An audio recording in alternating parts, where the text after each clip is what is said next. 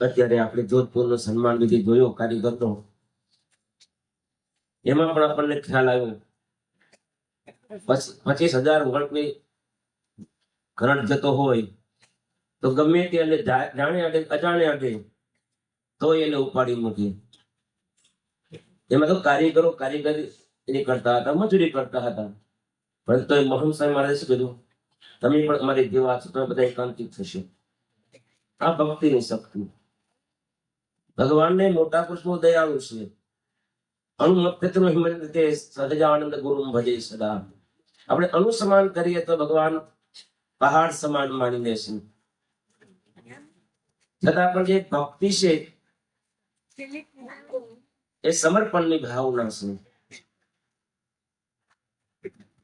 આજે આપણે બધા ગામડાઓમાં જઈએ તો અમુક ગામડા બહાર, ગામની બહાર પથ્થર વળેલા હોય છે, એને પાળિયા કહેવાય. એ પાળિયા યુદ્ધમાં થયેલા હોય, જે યુદ્ધમાંથી મરે એના પાળિયા થાય.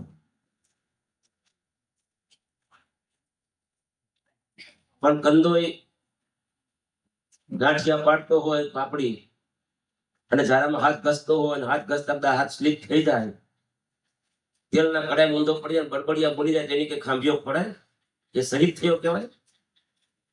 શહીદ તો હામી છાતીએ લડે એને એ શહીદ થયો કહેવાય.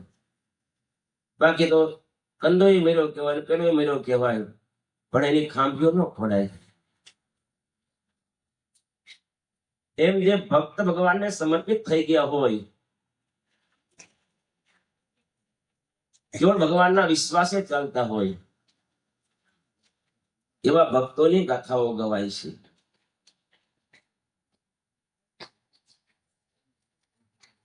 પ્રહલાદજી ભગવાન માટે ન્યોછાવર થઈ ગયા. ઘણા કષ્ટો એમના પિતાએ આપ્યા. હિરણ્યકશ્યપુએ પાણીમાં નાખીને મારી નાખવાના પ્રયત્ન કર્યા, હાથીના પગ નીચે કચડાવીને મારી નાખવાના પ્રયત્ન કર્યા, ડુંગર ઉપરથી નીચે પછાડીને મારવાના પ્રયત્ન કર્યા, છેવટે અગ્નિમાં બાળી નાખવાના પણ પ્રયત્ન કર્યા. પણ જેમ કાગબાપુએ લખ્યું છે, ખેતીના ખેતારડા કોયે ન ખવાણા રે, રખો પાજે રામ નારે. નાગની રવેશ થયા જળે નો સંઘારિયા, એ જે આવ્યો થી નયા ડાણો રે, રખો પાજે રામ નારે. તો ગમે ત્યાં મારવાના પ્રયત્ન કર્યા, પણ જેને રખોપું ભગવાનનું હતું, ભગવાન જેની રક્ષા કરતા હતા, એને કાંઈ થયું નહીં. અને છેવટે ભગવાન સ્તંભમાંથી પ્રગટ થયા, નરસિંહ રૂપ ધારણ કર્યું, અને પ્રહલાદજીનો ઉદ્ધાર કર્યો, હિરણ્યકશ્યપુનો નાશ કર્યો. આ ભક્તિની શક્તિ છે. એ પ્રહલાદના કુળની અંદર પ્રજાના દીકરા વિરોચન ને એના દીકરા બલિરાજા. બલિરાજાનું ત્રિલોકીનું રાજ્ય હતું. બધા દેવોને બધાને ધ્રુજાવતા હતા. બલિરાજા બધાએ ભગવાનને પ્રાર્થના કરી, ભગવાને વામન સ્વરૂપ ધારણ કર્યું, અને બલિરાજા પછી 3 ડગલા પૃથ્વી માંગી. બલિરાજા કે હું તો રાજા છું, તમે આટલું શા માટે માંગો છો? મને આપતા શરમ થાય. 3 ડગલા. ભગવાન કે બસ મારે આટલી જરૂર છે. ગુરુએ ચેતવા શુક્રાચાર્ય, ભગવાન છે તને છેતરવા આવ્યા છે. પણ બલિરાજા કે ભગવાને શું છેતરવાના છે? ભગવાનનું આપેલું છે. 3 ડગલા પૃથ્વી આપી સંકલ્પ કર્યો, અને ભગવાને 2 ડગલાની અંદર જે બધી પૃથ્વી લઈ લીધી, ત્રિલોકીનું રાજ્ય લઈ લીધું બધું જ. ત્રીજું ડગલું ક્યાં મૂકવું? બલિરાજા કે મારું શરીર બાકી છે. બલિરાજા બેસી ગયા. બલિરાજાના મસ્તકો ભગવાને પગ મૂક્યો, અને ત્રીજા પાત્રમાં બલિરાજાને મૂકી દીધા. અતળ વિતળ ને સુતળ. સૂત્રમાં બલિરાજાને મૂકી દીધા તો બલિરાજા ભગવાનના ત્રણ ચાટવા લાગે કે મારા વાળ કડક હશે, તમને ભાગ્યા હશે કોમળ શરીરને. ભગવાન વામનજી પ્રસન્ન થઈ ગયા કે માગ માગ, કે મારે બીજું કઈ માગવું નહીં, તમે મારે ત્યાં ખંડ રહો. વામન રૂપ ધરી હરિએ બલિરાજાને છેતર્યો, સમજીને પ્રભુજીએ પગલું ભર્યું તો ભૂમિને બદલે પ્રભુ પોતે પધાર્યા, પોળિયા બનીને એની પ્યાર્યું તો ભરે છે. ભગવાન ભૂમિ લેવા ગયા અને ભગવાન પોતે એને સમર્પિત થઈ ગયા. આજે પણ એ બલિરાજાના દરવાજે ભગવાન છે. હમણાં એકાદશી ભગવાન વિષ્ણુ બહાર આવશે, ચાર ત્રણ દેવોના વારા થયા, પણ કહેવાનું શું, ભગવાન બંધ થઈ ગયા. આ ભક્તિની શક્તિ છે. તો એ ભક્તિ ભગવાનની ભક્ત કરે છે ત્યારે તું મારી ફિકરમાં, હું તારી ફિકરમાં. અનન્ય ભાવને ભજતો મામ એ જના પરિપાસતે તેસામ નિત્યોક્તાનામ યોગક્ષેમ વહામ્યહમ. ત્યારે અનન્ય ભાવથી ભગવાનનો શરણાગતો આપણે સ્વીકારીએ છીએ ત્યારે ભગવાન આપણું બધું જ સંભાળી લે છે. આ લોકનું પરલોકની બધી જવાબદારી ભગવાન સ્વીકારી લે છે.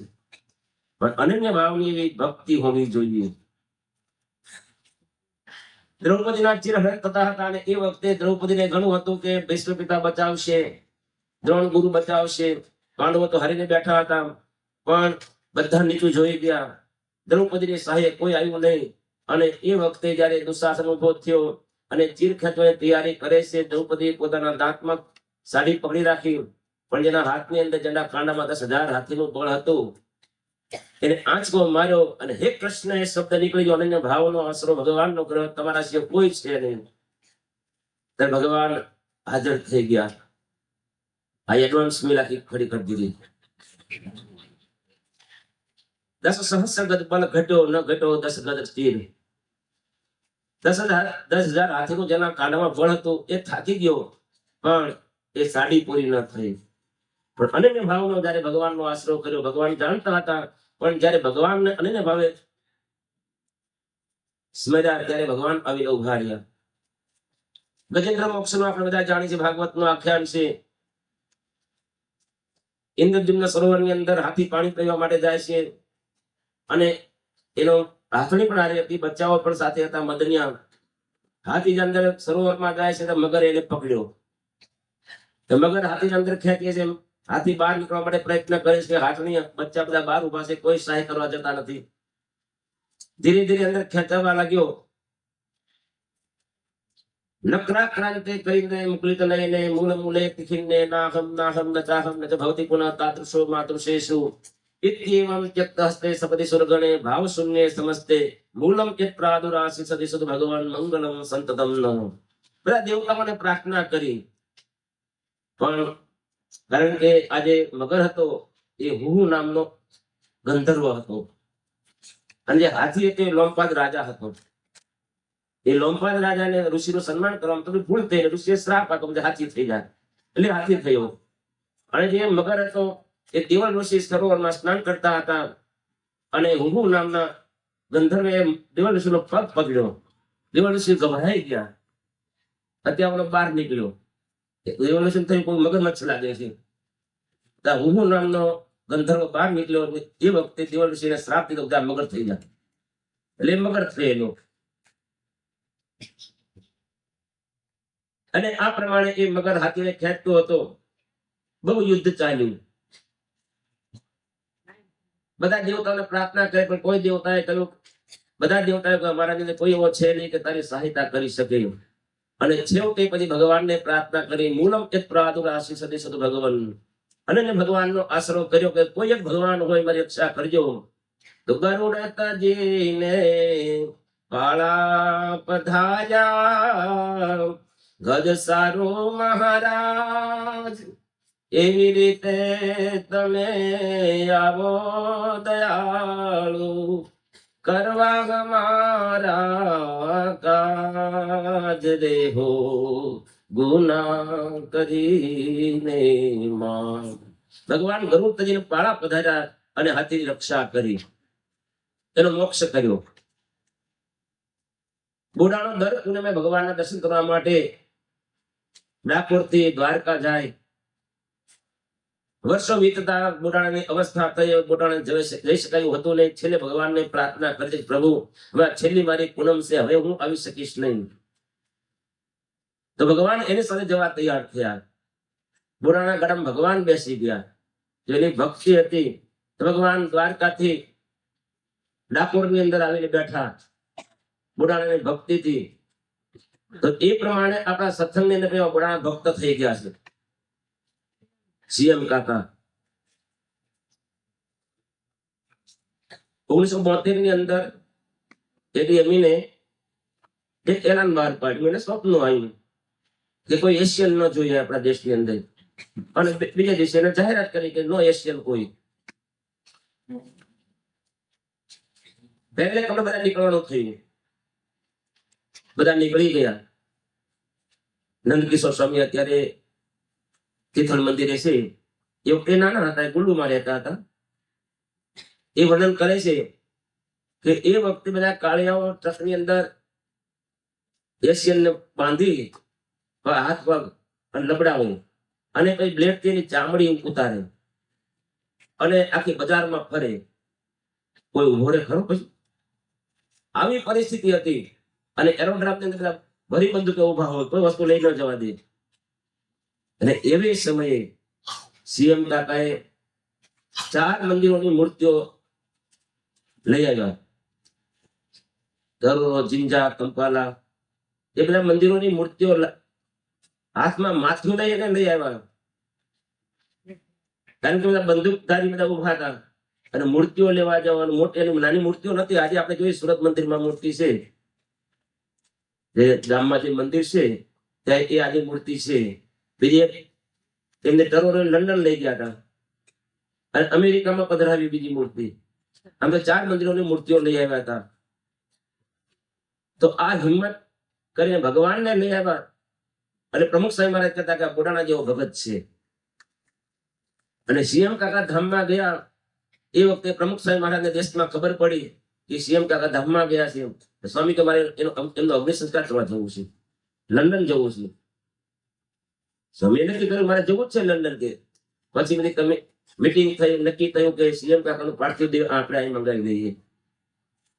એ નક્કી થયું. પછી અટલાદરાની અંદર સીએમ કાકાનું પાર્થિવ દેહ મંગાવ્યું. પ્રમુખ સ્વામી મહારાજે પોતે પંચામૃત સ્નાન કરાયું, એમની પાલકીને કાંધ આપી અને જાતે પ્રમુખ સ્વામી મહારાજે જગ્યા બતાવીને એ જગ્યા અગ્નિસ્નાન પોતે કર્યો. હવે સીએમ કાકા એ હાથમાં માથું લઈ અને મૂર્તિઓ લઈ આવેલા. તેમની સાથે કઈ ગયું, મૂર્તિઓ સાથે ગયું. તો જે ભક્ત ભગવાનની ભક્તિ કરે છે તો ભગવાન એને વશ થઈ જાય છે. દાદા ખાતરના દરબારની અંદર મહારાજ ગયા તો મહારાજ એમ કહે છે કે અમને ન ગમે એવી એક પણ પ્રકૃતિ રાખતા નથી. તો પ્રકૃતિ ન રાખવી ત્યારે એનું નામ શું કહેવાય? કે સમ્યક સમર્પણ થઈ ગયા હોય, સમર્પિત થઈ ગયા હોય, મન પણ ભગવાનને અર્પણ કરી દીધું હોય તો જ આપણી પ્રકૃતિ અલગ ન પડે. કે પ્રકૃતિ આપણી જુદી પડે જ, પણ જયારે મન પણ ભગવાનને અર્પણ કરી દઈએ તો ભગવાનનો વિચાર, જેમ પ્રમુખ સ્વામી મહારાજ કહેતા કે યોગીજી મહારાજના વિચારથી મારો વિચાર કોઈ જુદો કર્યો નથી. આ નામ એકત્વ ભાવ કહેવાય, સમર્પિત.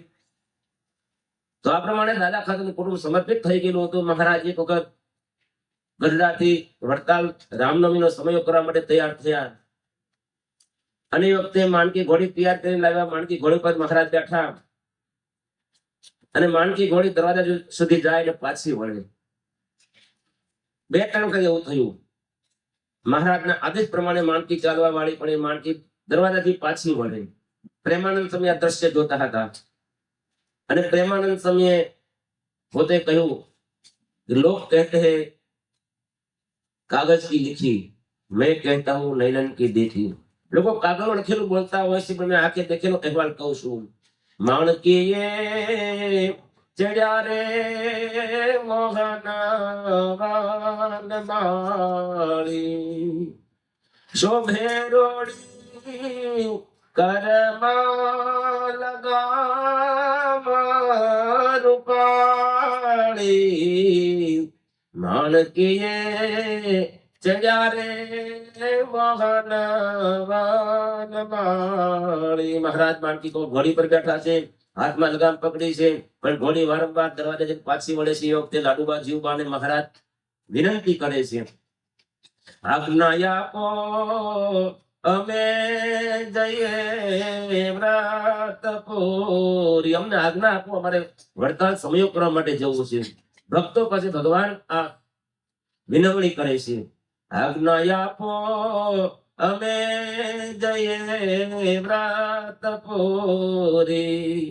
જાઓ પ્રભુ રામ નવમી નથી દોરી. સેવક દાસ પ્રેમાનંદ હજોરી.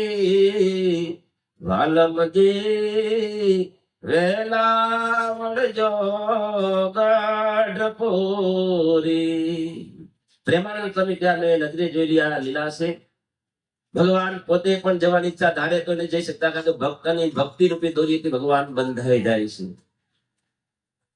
અને એક વાર ભક્તિ રૂપી દોરી ભગવાન બંધાય પછી છૂટી શકતા નથી. સુરદાસ એક વખત ભજન કરીને જતા હતા, અને એ વખતે કૃષ્ણ ભગવાને બાળ સ્વરૂપ ધારણ કરી અને સુરદાસનો હાથ પકડીને દોરવા લાગ્યા. અને સુરદાસને થયું કે કોઈ મને દોરીને જાય છે. એટલે ચાલતા ચાલતા આગળ એક મોટો ખાડો આવ્યો, ખાડાને તેમને ઉતારી દીધા અને હાથ મૂકી અને ભગવાન નીકળી ગયા બહાર. સુરદાસ જ્યાં હાથ અડાડે ત્યાં બધે દિવાલ આડી આવે, ઊંડો ખાડો હતો. સુરદાસને ખબર પડી કે આંધળા માણસને આવી કોઈ દેખતો માણસ મસ્કરી ના કરે, નક્કી કૃષ્ણ હોવા જોઈએ.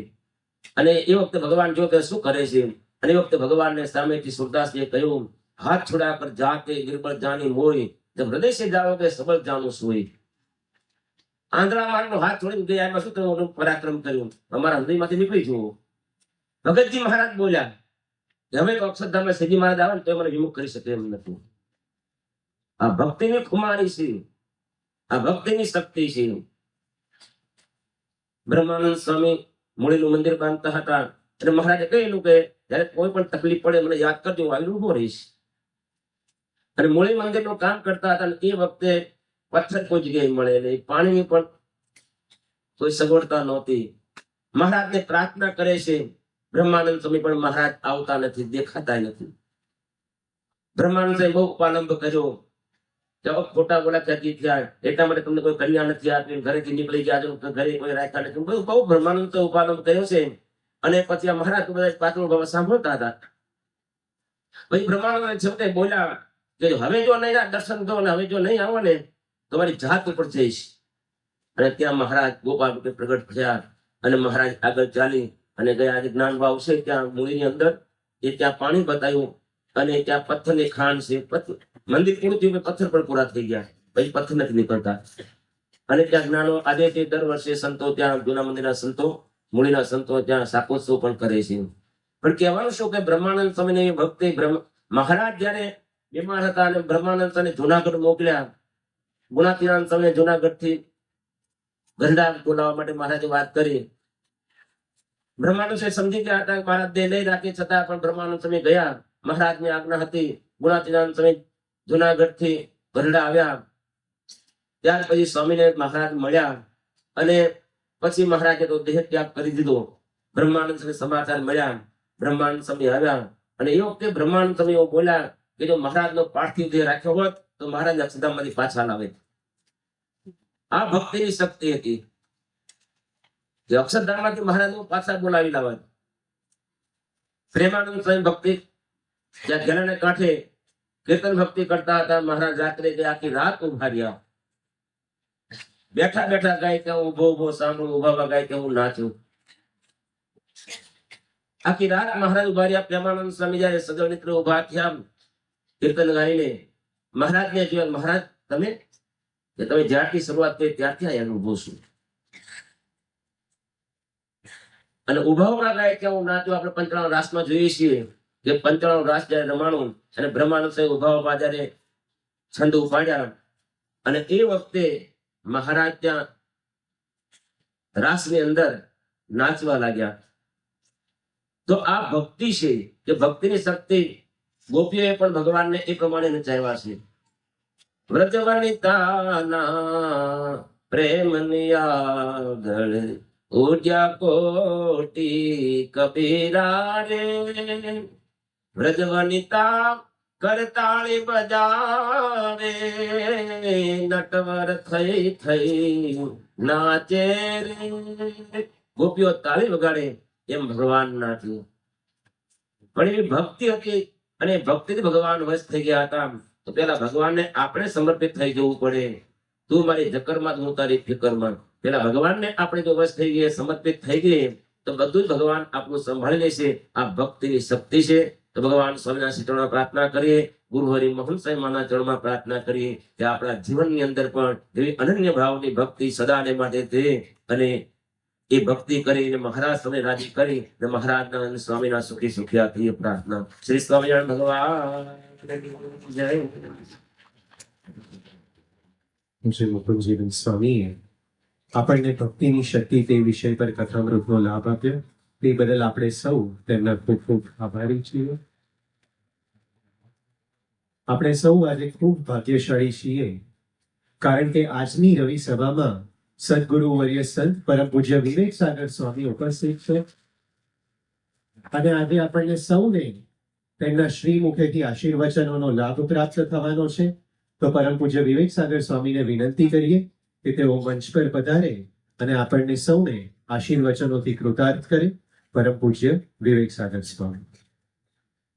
નિજાત્માનમ બ્રહ્મરૂપમ દેહત્રય વિલક્ષણમ વિભાગોપસાનમ કાર્યમ સદૈવ પરબ્રહ્મણ. હવે આજે ભક્તિની વાત નીકળેલી છે, ત્યારે સત્સંગી જીવન બીજું પ્રકરણ અને 52મો અધ્યાય, અને એમાં ભાલચંદ્ર શેઠ એટલે કે ભાઈચંદભાઈ, એમણે શ્રીજી મહારાજને પ્રશ્ન પૂછેલા છે. એમાં એ પૂછે છે કે સા કીદૃશી સ્યાત્ તામ દૃઢમાશ્રિતાય તે કે દૃશાસ્તુ જનઃ ધરાયામ ભક્તિ છે તેષામ અપી કીદૃશી સ્યાત્ કૃષ્ણેશ કૃષ્ણસ્થ દેશુ ભૂમન. એનો અર્થ એ થયો કે ભાલચંદ્ર શેઠ પૂછે છે ભક્તિનું સ્વરૂપ શું છે. તો પહેલું એ જોઈમાં 4-5 પ્રશ્નો છે આમાં. અને એમાં પહેલો પ્રશ્ન એ છે કે ભક્તિ સા કીદૃશી સ્યાત્, ભક્તિ કેવી છે. તો આપણે ભક્તિની વાત આપણે સાંભળીએ તો આ જે ભક્તિ છે એના માટે તો આપણને ભાગવતમાં જ્યારે પ્રહલાદજીનું આખ્યાન આવે છે, અને પ્રહલાદજીને જ્યારે સ્વર્ણમર્ક પાસે ભણવા મૂકેલા હિરણ્યકશિપુએ, અને કહ્યું કે આને આસુરી વિદ્યા ભણાવજો. પણ થોડા વખત પછી એને બોલાવીને ખોળામાં બેસાડીને પૂછ્યું બેટા શું ભણ્યું હતું. ત્યારે એ વખતે એના નવધા ભક્તિની વાત કરેલી, અને એને એમ કહેલું કે શ્રવણમ કીર્તનમ વિષ્ણુ સ્મરણમ પાદ સેવનમ વંદનમ અર્ચનમ વંદનમ દાસમ સખ્યમ આત્મનિવેદનમ. આ જે 9 પ્રકારની ભક્તિ કરવી એ જ ભણવા જેવું છે, બીજું કશું કરવા જેવું છે જ નહીં. ભલે એનો બાપ એ વખતે ગુસ્સે થયો અને એને ફેંકી દીધો, અને પછી ફરી પાછો મૂક્યો. બધી વાત લાંબી છે, પણ એટલું સમજીએ કે એમણે ભક્તિની વાત આપણને સમજાવી. ભક્તિ છે એ ઉપાસના છે. ઉપાસનામાં આવ્યું ને કે ભક્તિ છે, ઉપાસના છે.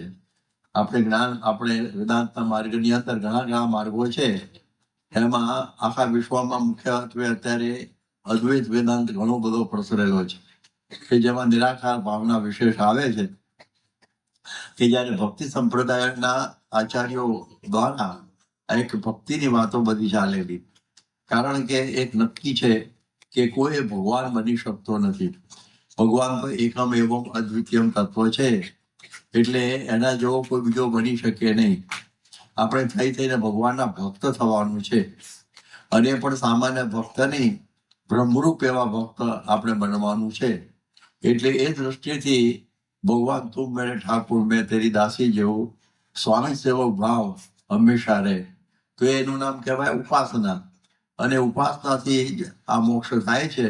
એટલા માટે એમાં આ ભક્તિ આ બહુ આગળ પડતી છે, કે ભવસાગરમાં ભક્તિ હરિની ઉગરવાનો આરોજી. આપણે ત્યાં મોક્ષ જોઈતો હોય તો આ ભક્તિ છે એ જ બહુ મોટો ઉપાય છે.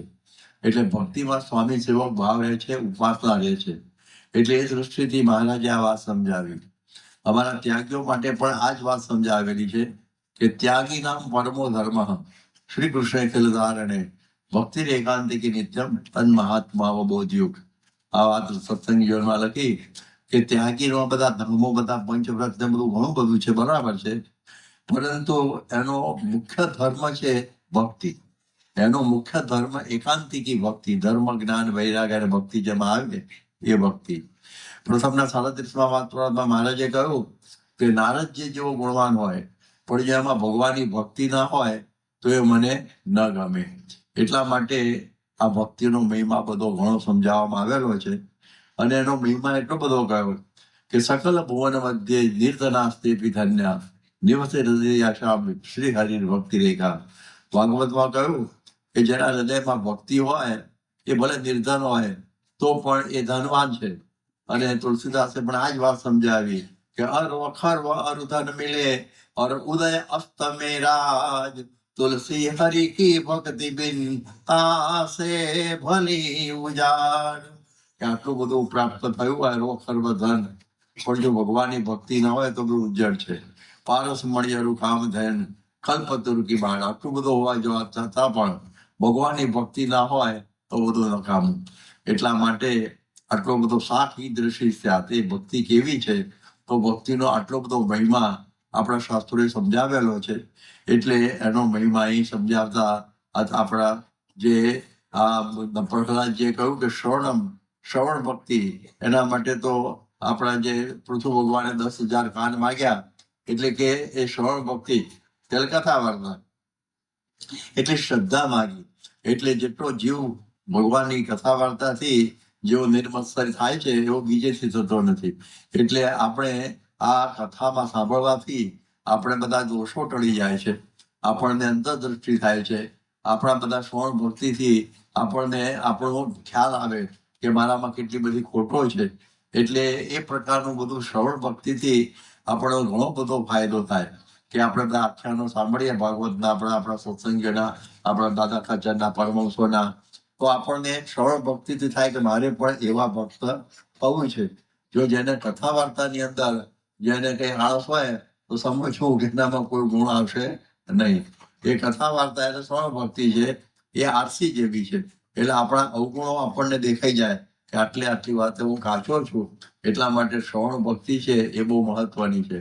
એટલા માટે કહું કે પ્રથમ ભક્તિ સંતન કર સંગા. એટલે પહેલી ભક્તિ છે ને સંતનો સમાગમ, એટલે કથા વાર્તા, એવું તુલસીદાસે આપણને સમજાવ્યું. એટલે એ કથાથી ઘણો બધો ફાયદો આ થાય છે. એટલા માટે કથા અમૃત છે જે ગોપીઓ પણ તબ કથા અમૃતમ તપ્ત જીવનમ, એટલે શ્રવણ મંગલમ શ્રીમદાત તમે વાત કરી છે ગોપી ગીતમાં. એટલે એ શ્રવણ ભક્તિથી ઘણા બધાને ફાયદો જીવનમાં થયેલો છે. જેમ આપણે જોઈએ કે આજે સદાશિવની હવેલી હતી તૈયાર થયેલી, અને પછી એનું ઉદઘાટન માટે આવેલા ત્યારે ગોપાલ સ્વામીને કથા વાર્તા શ્રવણ ભક્તિમાં બેહાડ્યા અને રોજ વાતો કરે કે જો આ બધું આ પૃથ્વી જયારે નાશ પામશે પછી કશું રહેવાનું નથી, હવેલીઓ ક્યાં આવવાની છે. એને હજુ ઉદઘાટન બાકી છે ને આવી વાતો ચાલે છે બધી. એમ લગભગ 4-5 દિવસ સુધી આવી શાંતિની વાતો ચાલી અને ખરેખર કોઈ દાદાવતી હળગાઈ દીધી હવેલી. અને એના દીકરાનો કાગળ આવ્યો કે હવે આવવાની ઉતાવળ કરતા નહીં, કારણ કે બધું હળગી ગયું છે. અને પછી ગોપાલ સ્વામી પર પત્ર આવેલો, એમને આપ્યો. પહેલા તો ઊંડા ઉતરી ગયા, પછી સ્વામી કહ્યું સ્વામી હવે તમે મને જોઈ રાખ્યો અને આ 3-4 દિવસથી તમે મંડ્યા છો બધી સાંખ્યની વાત કહેવા, તો અડધી હવેલી તો બળી ગયેલી, અડધી સાચી મળી ગઈ. પણ જો આ કથામાં હું બેઠો ના હોત તો મારો હાર્ટ એટેક આવી જાત અને મરી જાત. તો આ પ્રમાણે આપણને જીવાડી દેશે આ કથાથી. એટલે એ કથાનો ફાયદો આપણને બહુ મોટો થતો હોય છે. એટલા માટે આપણે શ્રીજી મહારાજે 5 ટાણાની આરતી રાખી છે, એની સાથે કથા પણ રાખેલી 5 ટાણાની. નહીં તો બધા જે કરી ચાલવા માંડે, દર્શન જેવો સત્સંગ રહે, પણ આ પ્રમાણે આ અંદરના દોષો ટળે નહીં. એટલે કથા વાર્તાથી આ બધા અંતરના દોષો બધા શ્રવણમ કીર્તનમ, કીર્તન ભક્તિ. એટલા માટે જેમ તુલસીદાસ કબીરદાસે કહ્યું કે નાચના કૂદના તાલ કો પીટણા રાડિયા ખેલ કી ભક્તિ નાહી રહીને દિન તાર નિર્ધાર સો લાગી રહે કહે કબીર તબ ભક્તિ લાગી. એટલે ભક્તિ ક્યારે થાય કે જયારે રે ને દિન તાર નિર્ધાર સો લાગી રહે, ભગવાન સાથે તાર લાગે ને એ કીર્તન ભક્તિ. આ તો બધા વ્યસન દૂષણ ભણવાય ને કીર્તન ભક્તિ, એનો કોઈ અર્થ નથી હોતો. એટલા માટે આ પ્રકારની આ કીર્તન ભક્તિ આજે આપણે જોઈએ કે બધા જે મેળાભાઈ પણ ગાતા હતા, અમે તો ગુરુ બાદ પીના નાચી, એને કોઈ લોકલાજ જ પડાડેલી નહીં, અને ભગવાનની ભક્તિ પરાયણ હતા તો ભગવાન એને વશ થઈ ગયા. એટલે એ દ્રષ્ટિથી આ પ્રમાણે આ કીર્તન ભક્તિમાં એક તાર થઈ જવો જોઈએ. એટલે જગત ભૂલાઈ જાય ત્યારે એ કીર્તન ભક્તિ કહેવાય. હમણાં જેમ વાત કરીને કે આપણા પ્રેમાનંદ સ્વામી એ પણ એવું કીર્તન ગાતા હતા, એક તાર થઈને કીર્તન ગાતા હતા, તો સાંજનો વાતાવરણ પણ સવારમાં પલટાઈ જાય એવી પ્રકારની એમની કીર્તન ભક્તિની અંદર એવું જોશ હતું. અને ભગવાન પણ એમનાથી બધા વશ થતા હતા. એટલા માટે શ્રવણમ કીર્તનમ વિષ્ણુ સ્મરણમ, આ જે પ્રહલાદની ભક્તિ હતી એ સ્મરણ ભક્તિ હતી. કારણ કે એનો બાપની પૂજા પાઠની પૂજા કરવા દેવા આવતો નહીં, એટલે ભગવાનનું સ્મરણ કરતો હતો અને ભગવાને એની બધી રક્ષા ને એવું બધું માગ્યું અને કર્યું. અને જયારે પછી એને એટલો બધો એનો ભક્તિ ભાવ હતો, એની ભક્તિને બધી બળ એવું હતું કે ભગવાન એના માટે થાંભલામાંથી પ્રગટ થયા, હિરણ્યકશિપુનો નાશ કર્યો અને માગવાનું કહ્યું ત્યારે બીજું કશું ભગવાન પાસે માગ્યો નહીં. જે સાચો ભક્ત હોય ભગવાનની ભક્તિ માટે જ ભક્તિ કરતો હોય. ભગવાન સામેથી એને ત્રિલોકીનું રાજ્ય આપવાનું કરતા હતા, ત્યારે કહેતો કે મને એમનામાં જ મારો બાપ આપતો હતો, મેં એના માટે કઈ ભક્તિ કરી નથી, મારી ઇન્દ્રિયોના ગણ થકી મારી રક્ષા કરજો. નરહરી ચંચલ હૈ મતિ મેરી, મેં ભક્તિ કરું કેસે તેરી. ભગવાનની ભક્તિ મારે કેવી રીતે થાય? કારણ કે મારું મન બહુ ચંચળ છે. તો જો એ ખરેખર એને ભક્તિ આવી. એટલા આપણે ગીતામાં 4 ભાગ પાડ્યા. આર્થો જિજ્ઞાસુ અર્થાર્થી જ્ઞાની ચ ભરતો સભ તેષામ જ્ઞાની નિત્યુક્ત. એક ભક્તિ વિશેષ છે કે જયારે જ્ઞાની છે એને એક જ ભક્તિ હોય, એટલે બીજાને તો કઈ પોતાની ઈચ્છિત પદાર્થ પૂરું થઈ જાય એટલે ભગવાનની ભક્તિ મૂકી દે. ઘણા એના માટે ભક્તિ કરતા હોય. એટલે એવી રીતે ભક્તિ નહીં, પરંતુ ગમે તેવી પરિસ્થિતિમાં પણ એ ભક્તિને પણ મૂકે નહીં. તો એ પ્રકારની એક ભક્તિ આવી પ્રકારે આવી હોવી જોઈએ. તો આવી આ પ્રહલાદની એવી એક ભક્તિ હતી કે ભગવાનની મૂર્તિ, કે તમે ભગવાનની મૂર્તિ મળ્યા મારા નાથ, બીજું મને આપશો માં, મારે બીજું કઈ જોઈતું જ નથી, આપણી મૂર્તિમાં બધું જ આવી ગયું. તો ખરેખર ભક્ત હોય છે એ આવી રીતની એની ભક્તિ હોય. તો એ શ્રવણમ કીર્તનમ વિષ્ણુ સ્મરણમ પાદ સેવનમ, એટલે સેવા, પાદ સેવન સમજવાનું સેવા. અમારા સંસ્કૃતિની અંદર આ સિદ્ધાંત કૌમુદીની તત્વાર્થી દીપિકાપેટી ટીકા છે. હવે એમાં વાત લખેલી છે કે ભાઈ તસ ધાતુર્વૈ સેવાયામ પરિકીર્તિતઃ તસ્માત સેવા બુધેર્યુક્તા ભક્તિ શબ્દેન ભૂયસી. એટલે સેવા એટલે ભક્તિ, એટલે સેવા પણ એક ભક્તિ છે. એટલે એ સેવા પણ એક પ્રકારની ભક્તિ કહેવાય. આપણે બધા જોયું છે કે ભગવાન સ્વામિનારાયણના વખતમાં બધા સંતો સેવા કરતા હતા, અને જેને સેવાનું વ્યસન પડ્યું હોય એના બધા વિકારો ઢળી જાય, બધાનું પછી શું ઉખા ખાચવતું, એને સેવાનું વ્યસન પડી ગયું. એક ભક્તિ હતી, બધા કચરો વાળો ને આ બધું, સંતો પણ બધા જે પથ્થરો લાવવાના બધું કરતા, એ બધા એક સેવા જ હતી. એટલે એ સેવા આ ભક્તિ. તો આ પ્રકારે આ સેવા ભક્તિથી આ કાર્ય થાય છે. આપણે જોયું છે કે ભગતજી મહારાજે સેવાથી અંતરની હવેલી બનાવી દીધી. મહારાજ અંદર પ્રગટ થઈ ગયા, એ બધું જે ચૂલો કાલભાઈ બધું કર્યું, આવા સામાન્ય જેવું લાગતું હોય, પરંતુ એ સેવા ભક્તિ છે. એનાથી આ બધો ફેરફાર અંતરમાં થઈ જાય. જેમ ઉપેન્દ્રાનંદ સ્વામીને પણ કઈ બધા સામાજિક દોષો ટળતા નહોતા, પરંતુ ગુણાતીતાનંદ સ્વામીની સેવાથી પેલા મેળા ઉપર ગાઢ કરવાની સેવા કરી, ગાંઠો પડવાની, અને એમાંથી એનો કામ ખેંચાઈ ગયો. આ જો આ ભક્તિ, આ સેવા ભક્તિનું ફળ કેવું બધું આવે છે એ આપણને સમજાય છે. ઘણા કોઈ અજ્ઞાન એવું થઈ જાય કે આમાં પથરા ઉચકવાથી શું થાય. અમારા અક્ષર સ્વામી હતા, મેં એમના દર્શન કરેલા, કથા સાંભળેલી.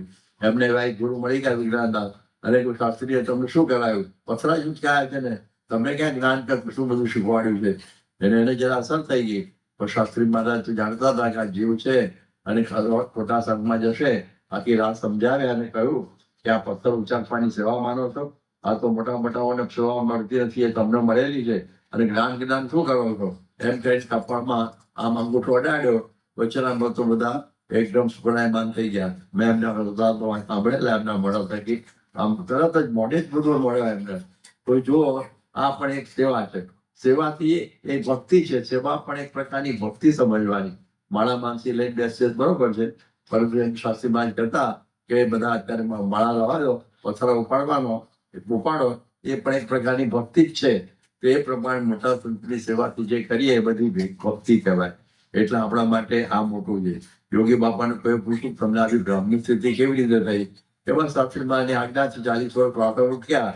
તો જો વાસણ કરવાની સેવા એ ભક્તિ, અને પછી બ્રાહ્મણી સ્થિતિ સુધી પહોંચી જવાય. એટલા માટે આપણા સંપ્રદાયમાં સેવાનો બહુ જ મહિમા છે. એટલે બધા જે સ્વયંસેવકો અને કાર્યકરો બધા જે અદભુત સેવાઓ કરે છે, આપણને આશ્ચર્ય થઈ જાય. તો એ સેવાથી અંતઃકરણની શુદ્ધિ થાય. મહારાજે પોતાના 8મા અધ્યાયમાં કહ્યું કે જે ઇન્દ્રિયોની ક્રિયા અને ભગવાન અને સંતની સેવાના વિશે રાખે તો અંતઃકરણ શુદ્ધ થાય છે, અને અનંત કાળના જે પાપજીનો વળગ્યા છે એ બળીને ભસ્મ થઈ જાય છે. આટલો બધો સેવાનો મહિમા અહીંયા આગળ બતાવેલો છે. એટલે આપણા ત્યાં આ બધી સેવા આ ચાલે આવે છે. એટલા માટે આ બધી સેવામાં પણ મરજી જાણીને સેવા કરવી. જેમ મુરારદાસ સ્વામી કહ્યું કે આ બધા આંબા સુકાય છે, તો મરજી જાણીને બધાને પાણી પાઈ દીધું. એ પણ પ્રકારની મરજી જાણીને સેવા. જેમ ગોપીઓને પણ કહ્યું કે શ્રી કૃષ્ણ ભગવાને હવે મથુરામાં રહેવાની ઈચ્છા નથી, તો આડી આવી નહીં, તો એક પ્રકારની મરજી જાણી રહેવી. તો એ મરજી જાણીને આ પ્રકારની સેવા કરવી એ પણ બહુ મોટું કાર્ય છે. તો આ પ્રમાણે આપણા ત્યાં આ બધા સંપ્રદાયમાં આ સેવાના લઈને આ કેટલા બધા કાર્યો બધા અદભુત થાય છે એ આપણે બધા જોઈએ છે.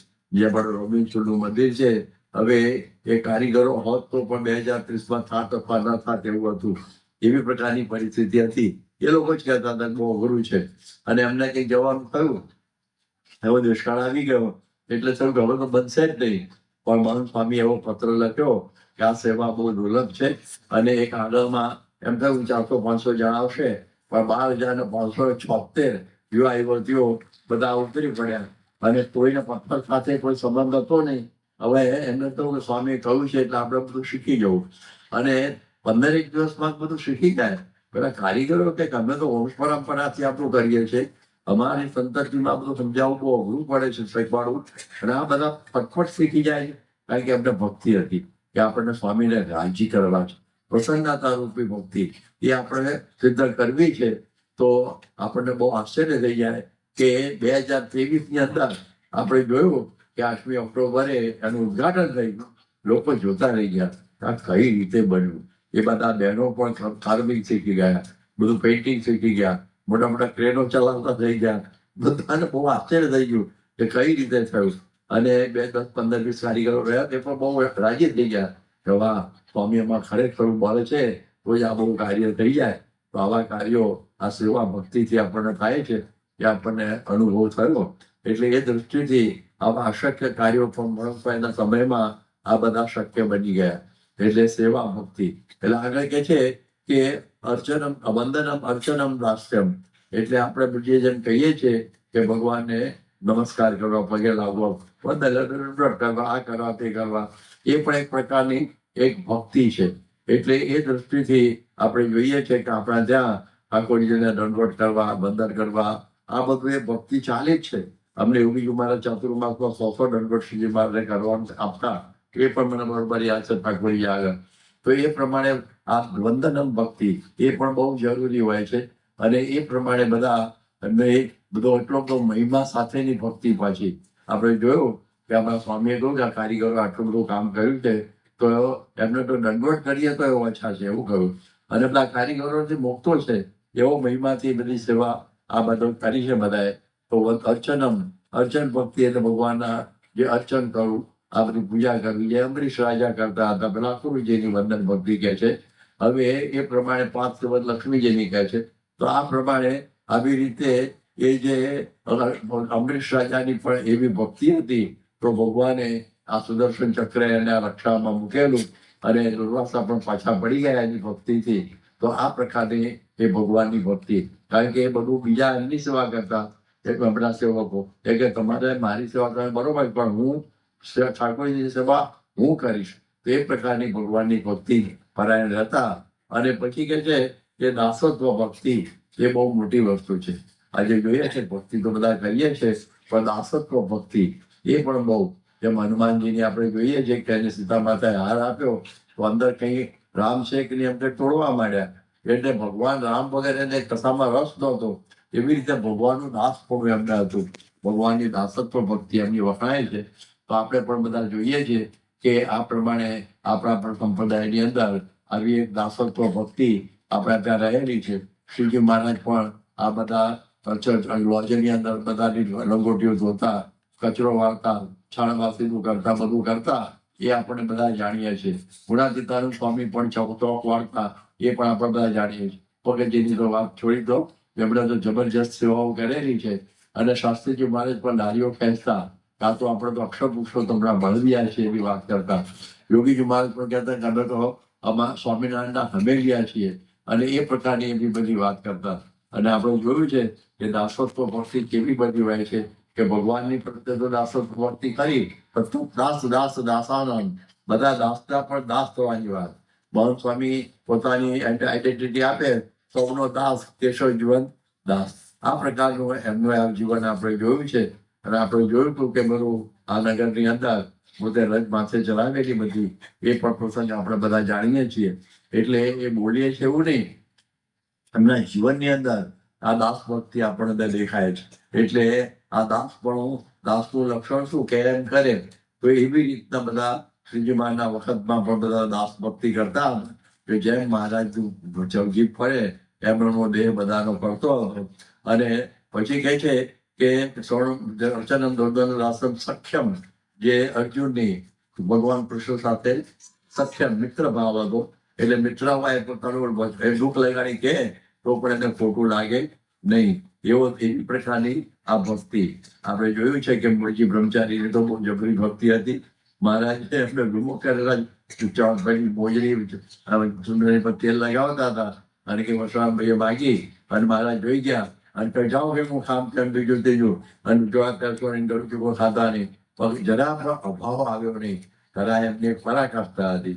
અને આત્મનિવેદનમાં આપણે કહ્યું એ મુજબ જે આપણે જે ભગવાનને વશ કરી લીધા બલિ રાજાએ, તો એ પ્રકારની આત્મનિવેદન ભક્તિ હોય. એટલે બધી આવી બધી 9 પ્રકારની ભક્તિની વાત છે. અને એની સાથે પ્રેમ રક્ષણા ભક્તિ, એ ભગવાનના સાથેના વિશે આરોગ્ય સ્નેહ જેને હોય એને ભગવાન વશ થઈ જાય છે. અને એ પ્રકારનો આવી ભક્તિ હમણાં બતાવ્યું એ પ્રમાણે જેમ જેમ ગોપીઓને હતી એમ દાદા ખાચર એમના કુટુંબીજનોને હતી, અને બીજા નાના બધા કેટલા બધા હરિભક્તોને આવી ભક્તિ હતી. એટલે એ ભક્તિથી ભગવાન આ વસ્ત થઈ ગયેલા છે.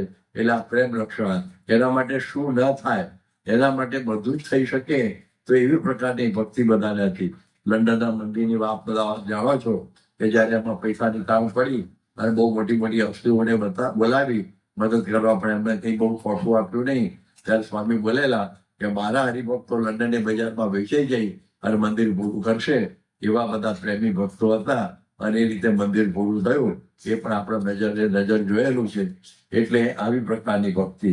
પછી યોગી મહારાજ બધી બીજી ભક્તિઓ કહેતા કે ગીણા ભક્તિ કહેતા, કે પંચવર્તમાનમાં કોઈ વાતે ખોટ ના હોય, અને એનું ગમતું મુકાવીને અમારા ગમતામાં મૂકીએ તો પણ દેશ માત્ર મૂજાય નહીં, તો એને એ પાકો હરિભક્ત કહેવાય. એટલે વચનનો ભીડો. હવે આપ તમે જુઓ, મહિમાને બધી પ્રકારની ભક્તિ હતી.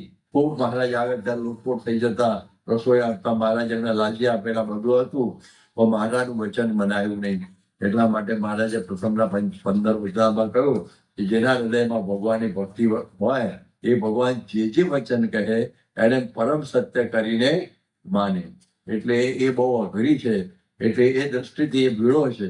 એ જે મનનો ભીડો છે ને, એ મનનો મરોડ મૂકવાનો એ બહુ અતિ કઠણમાં કઠણ છે. બીજું બધું મુકાય પણ મનનો મરોડ નથી મુકાતો. તો આવા પ્રસંગો બને છે. તો આ ભીડા ભક્તિ. બીજી વાત શ્રી બાપા કહેતા કે જાણપણું છે ને એ પણ ભક્તિ છે. કારણ કે આપણે આટલી બધી ભક્તિ કરીએ, જેમ તમે જુઓ વિશ્વામિત્ર કેટલી બધી ભક્તિ કરતા હશે, તપ કરતા હશે, પણ એક ક્ષણ જરા ચૂકી ગયા અને મેનકામાં લેવાઈ ગયા. એટલે પ્રતિક્ષણ જાગૃતિ એ પણ એક પ્રકારનો તપ છે. એટલે આ જાણપણું એ ભક્તિ એમ યોગી બાપા કહેતા. આ જાણપણું છે પણ ભક્તિ કહેતા. અંતરનું 9મું વચનામૃત. એટલે આ પ્રમાણે આપણે આમાં લેવાય ના જઈએ. જેમ સંક્રાંત છે એ પેલા સોડામાં લેવાયો નહીં અને જાણપણ હતું. તમે જુઓ કે આપણા સોડા ખાચર કોઈક પેલી સ્ત્રી ઉલટા સ્ત્રીમાં લેવાય નહીં, કાંઈ જાણપણ હતું. એટલે પ્રતિક્ષણ જાણપણું રહે એ પણ એક પ્રકારની ભક્તિ છે. એટલે એ ભક્તિ પણ જરૂરી છે. એટલા માટે મહારાજે આને પણ આ ભક્તિ કહેલી.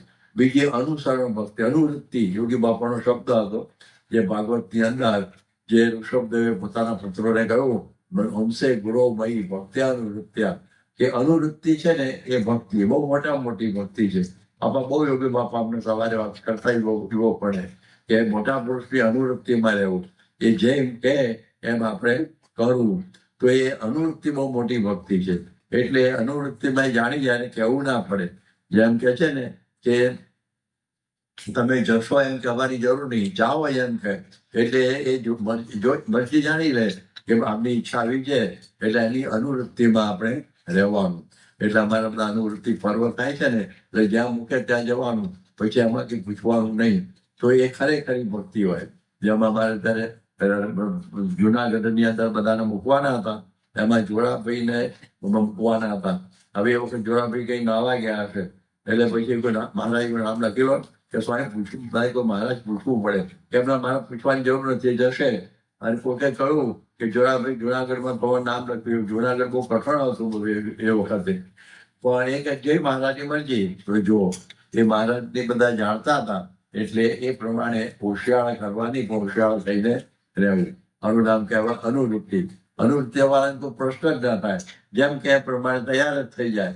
એને કોઈ પ્રશ્ન તૈયાર પેલો આગો પાછો થાય નહીં. અને પછીની એક ભક્તિ યોગીજી મહારાજ કહેતા, નિર્દોષ બુદ્ધિ એ ભક્તિ, એને કોઈ લગે નહીં એમ કહેતા. નિર્દોષ બુદ્ધિ દિવ્ય ભાવ અને દિવ્ય ભાવ. એટલે એ દિવ્ય ભાવની ભક્તિ છે ને બહુ અઘરી છે. જેમ મહારાજના બધા ચરિત્રોની અંદર જેને દિવ્ય ભાવ રહ્યો એ બધાના નામ લખાઈ ગયા, પણ જેને બોલો કે અભાવ અવગુણ આવ્યો એ પછી બધા ગયા. એટલે આ પ્રમાણે જેમ ઉત્તર ગુજરાતની બાઈઓએ શ્રીજી મહારાજ માટે આ જ માગેલું, ત્યારે મારે બધા જવાબમાં આટલું જ બોલ્યા કે મારી માયામાં નહીં મૂંઝાવો, દેખાદેખમાં નહીં બંધાવો, અને કે છે મને જાણશો સદા અદોષ, એટલે મને જતા નિર્દોષ જાણશો તો કોઈ પ્રકારે તમે કશામાં બંધાશો નહીં. મહાબળો માયા પણ તમને હેરાન નહીં કરે. એટલે ભગવાનના વિશે નિર્દોષ બુદ્ધિ, જે કે લીલા કરો તમે લાલ, તેને સમજવું અલૌકિક ખ્યાલ. એવી રીતની આવી ભક્તિ છે. તો આ બધી ભક્તિની વાતો થઈ. હવે આપણે મુખ્ય સમજવાની કે ભક્તિ, જેમ ભક્તિ નીતિની અંદર નિષ્ણાંત સ્વામી કહે છે, ભક્તિ સૌ કરે, પણ ભક્તિમાં ભેદ. ભક્તિ પ્રભુ પ્રગટની એમ કહે છે ચારે વેદ. આ બધી ભક્તિની વાતો મેં બધી વાતો કહી સાંભળી તમે. પરંતુ પ્રગટની ભક્તિ બહુ મહત્વની છે, કારણ કે પરોક્ષથી ભવતનો પાર આવે ને એ વેદાંત કહે સત્યવાણી. પરોક્ષથી કોઈ દિવસ આવે જ નહીં. એટલા માટે પ્રગટ ભગવાન આપણને મળે તો આ ઠેકાણું પડે. જેમ રૂકમણી ને પ્રગટ ભગવાન મળ્યા ત્યારે એમનો આ પ્રમાણે મોક્ષ, એટલે એમનો ભગવાન એમનું અર્પણ કરીને લઈ ગયા. એવી રીતે આ જયારે કથા કૃષ્ણભાઈએ જયારે સાંભળી અને ત્યારે એમણે બ્રાહ્મણને કહ્યું, બોલે ભાઈ કે જેમ આ રૂકમણીને ભગવાન મળ્યા પ્રગટ, અને એમનો જયારે પાણી ગ્રહણ કર્યું અને એમનો મોક્ષ થયો, એમ તને મને જો ભગવાન પ્રગટ મળે ને તો જ ઠેકાણું પડે. બાકી તો બધું ઠીક છે, મેં સુન જેવું છે. એટલા માટે પ્રગટની ભક્તિ, એટલા માટે આપણા ત્યાં મહત્તા આ છે. એટલે આ પ્રગટની ભક્તિ બરોબર સમજવાની છે. જયારે શ્રીજી મહારાજ હતા ત્યારે તો બધા દાદા ખાચર ઇત્યાદિ કે અને જેવું લાડુબા બ્રહ્માનંદ દેવાનંદ બધાએ અદભુત બધી પ્રેમાનંદ ભાઈ બધાએ પ્રગટની ભક્તિ કરી. પણ મહારાજ ધામમાં ગયા પછી પ્રગટ શું? ત્યારે શ્રીજી મહારાજે ગુણાતીતને કહ્યું કે અમે તમારામાં અખંડ રહ્યા છીએ ને અખંડ રહ્યા છે. એટલે શ્રીજી મહારાજ કોઈ દિવસે જતા નથી. જયારે કરુણા શંકર છે, જયારે ફરતા જયારે જુનાગઢમાં આવ્યા અને જુનાગઢની અંદર એમણે કહ્યું, સ્વામી મારે વાત કરવી છે. શું કે મહારાજ ધામમાં ગયો પછી હું સત્સંગ કેવો જોવા માટે નીકળ્યો. બધી જગ્યાએ સત્સંગનો ઝઘડો થઈ ગયો. અહીં લીલો પલ્લવ છે. ત્યારે સ્વામી બોલેલા કે લીલો પલ્લવ કેમ ના હોય? અહીં તો શ્રીજી મહારાજ પ્રગટ બિરાજમાન છે. આ એક મહત્તા છે. લીલું હોય એ વિકાસ પામે, સૂકું વિકાસ ના પામે. લીલું ઇઝ ઇક્વલ ટુ કહીએ ને લીલાનો અર્થ પ્રગટ. સત્સંગ લીલો છે એટલે પ્રગટ છે. આજે પાંચે ખંડની ધરતી ઉપર જે અક્ષર પુરુષોત્તમના ડંકા વાગે છે એનું કારણ એ છે કે મહંત સ્વામીમાં શિવજી મહારાજ પ્રગટ છે. આ પ્રગટની ભક્તિ આપણે મહંત સ્વામીની ભક્તિ કરતા નથી, યાદ રાખજો. આપણે એમાં રહેલા શિવજી મહારાજની ભક્તિ કરીએ છીએ, એટલે પ્રગટ પુરુષોત્તમની જ ભક્તિ આપણે કરીએ છીએ, મહંત સ્વામીને નહીં. એટલે સાક્ષાત ભગવાનનું સ્વરૂપ છે એમ સમજીને આપણે એમની ભક્તિ કરીએ છીએ મહારાજની. એટલે એ દ્રષ્ટિથી આપણે કહ્યું ને કે પ્રગટ અગ્નિથી બને રસોઈ તો નવી, અંધકાર જાય પ્રગટ થાય જો રવિ. એટલા માટે ભૂખ લાગે તો જમવાનું જેમ પ્રગટ જોઈએ, તરસ લાગે તો પાણી જેમ પ્રગટ જોઈએ, એમ મોક્ષ માટે મળે પ્રગટ પ્રભુ પ્રમાણ રે, કાં તો એના મળે એટલે કલ્યાણ રે, એ વિના અન્ય ઉપાય રે, આત્યંતિક કલ્યાણ નવ થાય રે. આખી દુનિયા ભક્તિ કરે એ ચારે બાજુ આપણે તો જોઈએ છે, ત્યારે ભક્તિ તો હદ વગરની આપણને લાગે, પરંતુ પ્રગટની ભક્તિ એ બહુ જુદી વસ્તુ છે. કે આજે મહંત સ્વામી દ્વારા શ્રીજી મહારાજ સાક્ષાત પ્રગટ છે એમ સમજીને ભક્તિ કરીએ ને તો આ પ્રમાણે કાર્ય થાય. એટલે એ કાર્ય એના દ્વારા શું કાર્ય થાય કે પ્રગટ થકી બ્રહ્મરૂપ થવાય.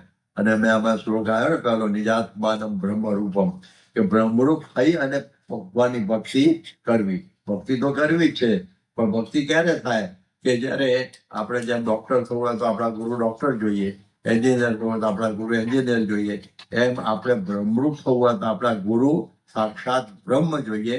અને એનો મન કર્મ વચન સંગ કરીએ ત્યારે આપણે બ્રહ્મરૂપ થઈએ અને મહારાજની ભક્તિને પામીએ. આ ભક્તિની પરાકાષ્ઠા. એટલા માટે પ્રગટની વાત આવીને ઉભી રહી. એટલા માટે એ ભક્તિમાં પછી કોઈ શંકા નહીં. દિવ્યતા ને દિવ્યતા. જેમ તમે જુઓ કે યોગી બાપા પ્રમુખ સ્વામી કહેતા કે મારો અભિપ્રાય યોગી મહારાજથી કઈ જુદો પડ્યો નહીં. જેવો મને શાસ્ત્રી મહારાજ વિશે ભાવ હતો એવો ને એવો યોગીજી મહારાજ વિશે ભાવ રહ્યો. એમને માળા જયારે છગનભાઈ લઈ ગયા અને આપી નહીં, અને પછી સ્વામી કહો ભૂલી જાઓ, સંકલ્પ મૂકી દો. એ દિવસે કે મને સંકલ્પ રહ્યો નથી. એ એમનું નામ કહેવાય આ પ્રગટની ભક્તિ. એમને જયારે સરદારગઢની અંદર જયારે જવાનું હતું ત્યારે ત્યાં જરા ઉપાય આવ્યું હતું, એટલે બધાએ ના પાડેલી. પણ સરદારગઢના હરિભક્તો યોગી પહોંચી ગયા. યોગી બાબાએ કહ્યું કે તમે પ્રમુખ સ્વામીને કહો અમે આવીશું. એટલે પ્રમુખ સ્વામી કહ્યું યોગી બાબાની મરજી છે તો જઈએ આપણે. અને ત્યાં થોડું ધમાલ થઈ જશે સામાન્ય. અને પછી આવીને બધા ખખડાવવા માટે કોણે પ્રોગ્રામ ગોઠવ્યો? યોગી બાબા બેઠા હતા, પ્રમુખ સ્વામી બેઠા હતા, હરિભક્તો. યોગી બાબા તો પ્રમુખ સ્વામી ગોઠવ્યો, હું તો કભી જવાતો જ નથી. ઓ બાપા, તો આ ભક્તિ કહેવાય. આ દૃષ્ટો સુધી નહીં. એટલે તો સ્વામી બધા તો મારી ભૂલ થઈ ગઈ છે, મારી ભાગલા એટલે આપણે ના કહીએ બોલું તમે કરેલું મને લગાડી દો આવું. પણ એવો વિચાર અમે પોતાનો કર્યો ને આ પ્રગટની ભક્તિ, આ દિવ્ય ભાવની ભક્તિ, આ નિર્દોષ બુદ્ધિની ભક્તિ. એટલે નિર્દોષ બુદ્ધિને કોઈ ભોગે નહીં. અમને પણ સ્વામી કહ્યું તમે લોકો 4 જન્મથી આવો છો, અને એનું કારણ શું છે કે નિર્દોષ પ્રગટ સત્પુરુષ વિશે નિર્દોષ બુદ્ધિ થઈ નહોતી એટલા માટે. એટલે આ જ મુખ્ય કારણ છે. તો આપણે આ જ પ્રાર્થના કરવાની હોય છે આજના દિવસે કે પ્રગટને વિશે આપણી એવી નિર્દોષ બુદ્ધિની ભક્તિ એ આવે પછી બધું ઓટોમેટિક જતું રહે. એક વખતે આપણે કે જેવા મહારાજ અક્ષરધામમાં બિરાજમાન છે એવા ને એવા પરમહંસ સ્વામી રૂપે પ્રાપ્ત થયેલા છે. અંગોની અંદર મહારાજ જ છે, બીજી વસ્તુ છે નહીં. એવા ભાવથી એમની ભક્તિ દર્શન કરીએ તો એનો આનંદ અને કેફ આવે, એનો કેફ ચડી જાય. પ્રગટની ભક્તિ સિવાય કેફ ચડે નહીં. આજે ગોપીઓનો કેફ હતો, દાદુભાઈ બધા પેલા દાદા ખાચર બધા જે કેફ હતો, નિષ્ફળભાઈને કેફ હતો, એમના ભજનોમાં જોઈએ છે ને એ પ્રગટનો કેફ હતો. એ કેફ ક્યારે ચડે? એ આ પ્રાપ્તિનો ભક્તિનો, કે જયારે આ નિર્દોષ બુદ્ધિ થઈ હોય તો જ કેફ ચડે. બાકી કેફ ચડે જ નહીં ભક્તિનો. ઠીક છે, મોડી ભક્તિ સામાન્ય ચાલ્યા કરે, પૂજા પાઠ ભજન ભક્તિ કર્યા કરો, પણ આ પ્રમાણે આખું પરિવર્તન થવાનું હોય જીવમાંથી બ્રહ્મભાવમાં. તેના માટે આવો એક આનંદનો બંદર ઉમળકો લાવવો હોય તો પ્રગટને વિશે પ્રતિથી લાવ્યા વગર છૂટકો નથી. એ મારા કહ્યું ને જેવી પરોક્ષને વિશે પ્રતિથી છે એવી પ્રગટ ગુરુ હરિને વિશે આવે તો બધા અર્થો સિદ્ધ થાય. બસ આ એક જ મુદ્દો હાથમાં આવી ગયો એટલે પૂરું થઈ ગયું. હરિચરિત્રના સાગરમાં પણ કહ્યું કે જે વખતે જે ભગવાન હોય એને પ્રગટ જાણવા અને સંત રૂપે મહારાજ પ્રગટ રહે છે. આ પ્રમાણે આવો આપણને લાભ પ્રાપ્ત થયો છે. આવી ભક્તિ આપણને પ્રાપ્ત થઈ છે. તો આવી ભક્તિ અહોનિશ આપણામાં થાય. બીજા એક બે પ્રસંગ કરી પૂરું કરું કે આપણે જોયું છે કે જ્યારમાં મેં તો પ્રમુખ સ્વામી સાથે હું વર્ષો સુધી યોગી બાપા સાથે પણ ફર્યો છું, પણ યોગી બાપા હંમેશા ઠાકોરજીને કોઈ દિવસ ભૂલતા નહીં. એમની ભક્તિથી ભગવાનને મેં વર હતા. એમના હાથનો થાળ પણ ભાવનગરમાં જમી ગયેલા આપણે બધા જાણીએ છીએ. અને હંમેશા ક્યાંય પાણી રહી ગયું હોય, મોડું થયું હોય તો બહુ આટલાઈ જતા, અરે ભગવાનના આ મોડા ભલું થઈ ગયું. આવી પ્રકારની મહારાજ માટેનો એમનો દિવ્ય ભાવ હતો કે આ ભાઈ બે વખત ઠાકોરજી કંઈક ચોરી ગયેલા કંઈક પાલનપુરમાં, તો આમ એકદમ ડિસ્ટર્બ થઈ ગયા કે આખો દિવસ કોઈ મળ્યા ત્યારે શાંતિ થઈ. તો ભક્તિ એટલા માટે શાસ્ત્રી મહારાજ કહેતા કે વલ્લભાચાર્યની જેવી ભક્તિ હતી એવી ભક્તિ યોગી બાપાની ભગવાન પ્રત્યેની હતી. શાસ્ત્રી મહારાજ પણ ગુરુ ભક્તિ પણ એવી જ હતી.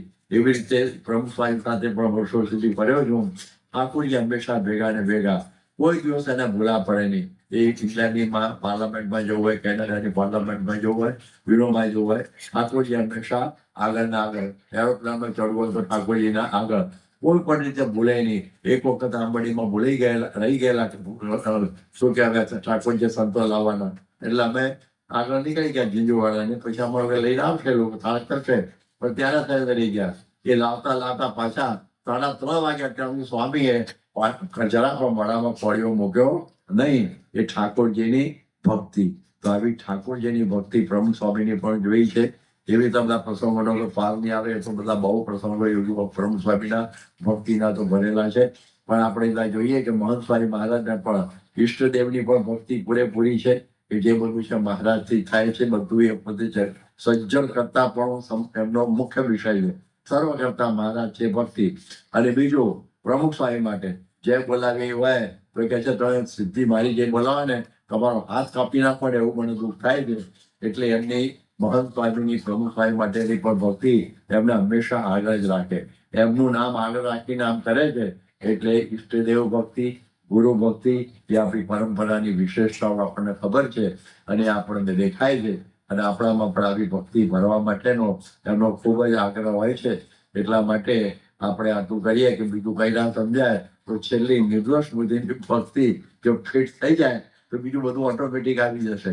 બીજી બધી ભક્તિ આવી જશે, દોષો જતા રહેશે અને બ્રહ્મરૂપ પણ થઈ જવાશે. સ્વામિનારાયણ ભગવાનની